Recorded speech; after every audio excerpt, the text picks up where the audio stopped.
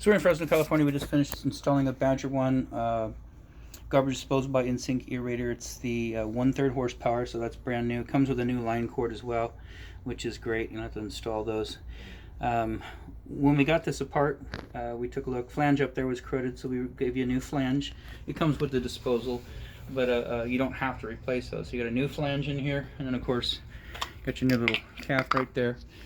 We've tested it, and so the garbage disposal is working great. The other one was just completely destroyed, so that's good. And then we started taking things apart, and we noticed that the basket strainer was corroding, and it was fused in place. We couldn't even unscrew it. We had to cut it apart. And so, you know, we'll ask you if you'd like to pay for at least pay for the part there. But that was bad, so now you have a brand new basket strainer as well. So you can see that right there, brand new. And then while we're at it, we thought, okay, we got all this done. It's all brand new.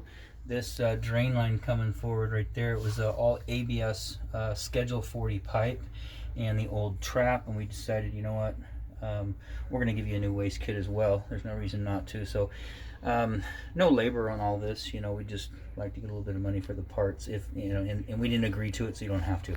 You're not obliged to do that. So brand new trap adapter there, and then it goes to a tubular trap, sweeps down, then you need a little tubular extension right there, and this is a tubular telescoping kit. It goes up and across to the garbage disposal and ties in, so that's good.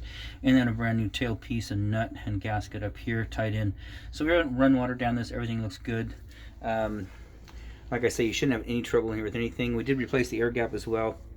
The hose that came down here, it was pretty blocked, and you know, it's harder to try and get it clean than it is just take a piece of hose and connect it. So brand new hose goes up to a brand new air gap as well. So that guy's brand new, so that'll function correctly.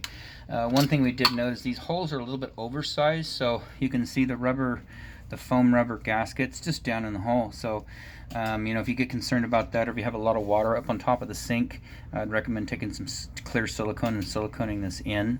You know, if you have leaking from the faucet, which it looks like you do.